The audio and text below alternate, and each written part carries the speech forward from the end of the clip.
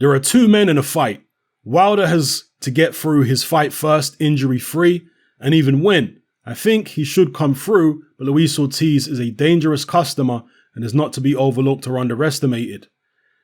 For 4 or 5 rounds, he is one of the most dangerous fighters in the world, and he is a 6'4" southpaw who can punch hard. I have already got more American fans than Deontay Wilder. For whatever reason, Deontay Wilder is not popular in America and people don't like him. He screams bomb squad a lot and pretends to have a personality, but he really doesn't, and there is no depth to him.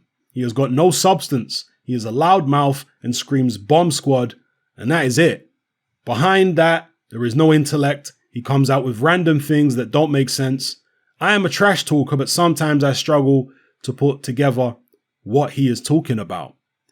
Those are the words of the Gypsy King, Tyson Fury, talking about Wilder's upcoming rematch with Luis Ortiz, but also Deontay Wilder's character in general and his popularity or lack thereof in his home country of the United States.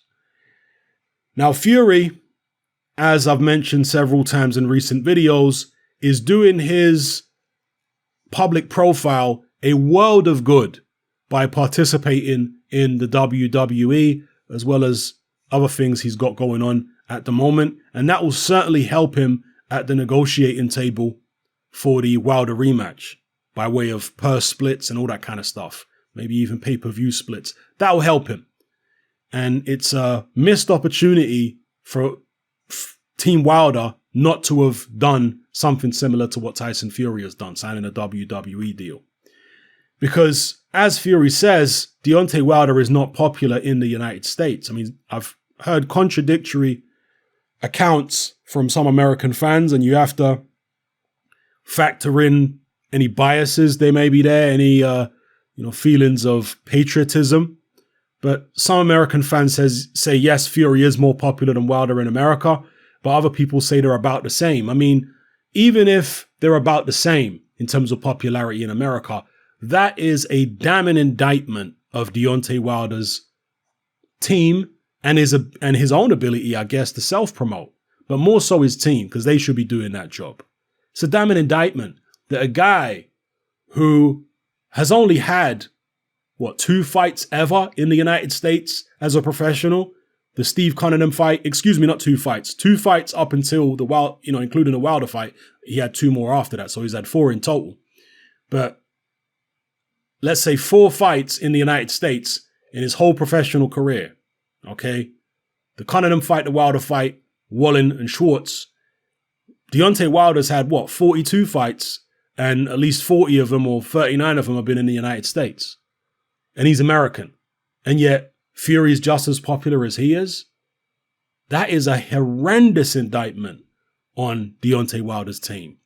Their ineptitude and inability to get this guy's popularity where it needs to be. So, yeah, as far as Tyson Fury saying that Deontay Wilder's got no depth to him, I absolutely agree. He's not a bright man. Tyson Fury is a bright man. I've had my fair share of criticisms of Tyson Fury, and I'll continue to have my fair share of criticisms of him. He contradicts himself a lot. He tries to manipulate the public, particularly with this lineal thing, and in many other ways as well. He's a manipulative individual, Tyson Fury, when it comes to the way he conducts himself within the arena of boxing, at least. But as manipulative and contradictory as he may be, he is a deep and complex character, Tyson Fury. There is substance there. I've heard him speak many times on subjects, away from boxing and stuff like that. He is very bright, and for him to come out and make these observations about Deontay Wilder really just backs up what I've been saying about the guy. There's no depth to him. He's not a very bright individual. And he is being basically fleeced by his own team, but he's not smart enough to figure it out. That's what's going on there with Deontay Wilder. But his team, in my view, Wilder, they're doing him a massive disservice. Not just because of the fact that they're keeping him away from, and have kept him away from, some of the biggest fights in world boxing, if not the biggest fights. They've kept him away from those fights. They've kept him away from career high paydays on numerous occasions. But to add insult to injury, to throw salt in the wound, they're also doing a terrible job when it comes to promoting him in his home country. How can it be that Tyson Fury, a foreigner, can come in and only have 4 fights in America and be just as popular as Deontay, who's had, 40 fights plus? Shocking stuff. Let me know what you guys think in the comment section below. It's happening. I'm out.